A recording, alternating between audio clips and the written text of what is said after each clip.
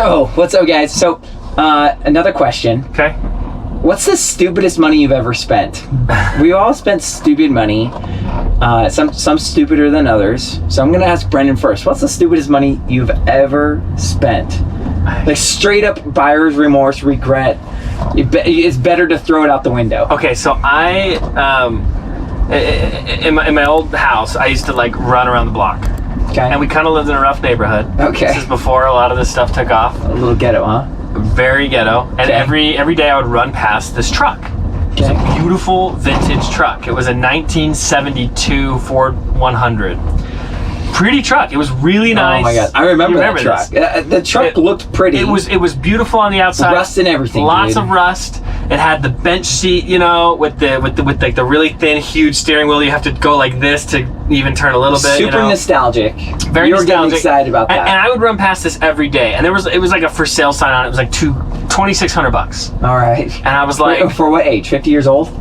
yeah, something like that. Oh my gosh. Yeah, actually about 50 years old. And I was like, oh man, like it's a classic. It's vintage. but this was like a crack house. Like straight up, like this house was like known as the crack house. Okay. And so for me, like finally one morning on my run, I'm like, you know what? Screw it. I love the look of this old truck. It would be fun to take like my wife on some date nights. And so I go up and I knock. Oh no. And the door like kind of turns open and I see a little eyeball and he's like, hello. And I was like, hey, I'm inquiring about the truck. And he's like, what truck? And I was like, the truck in your truck you front forgot yard. about. He's like, okay. Anyways, Yard trash. I find out the owner of the truck is in jail. No way. He's been in jail for like 6 months. He's got like 3 years left to go. Oh my gosh. And he listed the truck and then went to jail. And his other crackhead friend moved into his house. Oh my gosh.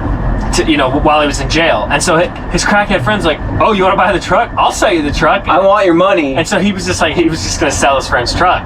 Oh my gosh. And so I start looking at it. I take it for a test drive. It takes like 30 minutes to start. Should have been a red flag. That should have been the pump number the gas one. in. And anyways, he ended up having to he had to replace the gas can. I remember you called me. You were like, Nick, you have to come with me. And I didn't. I had something going on. Yeah, you have to come with me I did. so I don't get killed. I was like, I'm going to get murdered when I show up with money to this crack house. And I ended up buying the truck. And it honestly, all trucks leak oil everywhere. Oh man, everywhere. You can't stop it. It's a all project. the cars. And I wanted to learn how to fix it up, and I made it so much worse because like 3 days into owning the truck, I tried to close the door and I ripped the entire door panel off. Oh my gosh, dude. And the door didn't close. I'm holding the door panel. I ripped the whole thing off, and everything just started snapping into. The wheel broke.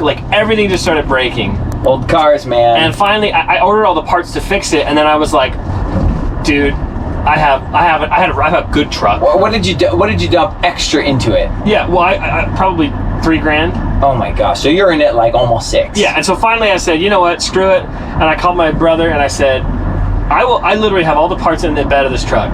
If you want the truck, just take it for free. I'll give you the free. You gave it for free. Yes. I was like, I'm done with this truck. That was the dumbest purchase you've ever made. But I was like, it can't close because you can't, the lock ripped off. Everything was broken. And I said, if you want to fix it, if you have the time, you can fix it. You that might be stupider than my stupid money. What's yours? Well, I'm debating, right? I'm a little bit frugal, so part of me is oh, I bought a drone that I had no business usage for, and it was fun for the honeymoon period. But the other one is I bought this house, man. I bought this really old house. Everyone talks about buying homes. Is this the out-of-state one? I bought this house in Indiana. Yeah. And it was a cheap home, and I think, and I got it from some wholesaler. Yeah. And it was $24,900. That's so cheap. Well, guess what? You can't finance that stuff. So I paid for cash. Yeah. So I bought this house for $25,000. Yeah. I bought this house, and I hire property management. Now, property management companies, they all get negative reviews. They all suck. Every property manager, you find me a good property manager, and I'll be thrilled. Yeah. I've never found a good one. Yeah. And that's my experience. Okay. And I hired a property manager 3 months later. No, granted, I came from Utah, and Utah, I've never had a vacancy. As soon as one renter moves out, another one's in, and it's awesome. Yeah. It took 3 months to find a tenant, $800 a month, and I'm thinking, dude, this is money. This is, they have the 1% rule or the 2% rule where, if I buy a house for $100K, I need to get $2,000 a month. Right. Well, I was at 2.5%. It was amazing. I had a renter. 6 months later, she was hearing gunshots. She was freaking out. She bailed. She left. I bought a sight unseen, so I never looked at this house. And never went to it. Yeah, and at the end of and then I had to spend like $8,000 on all these other issues.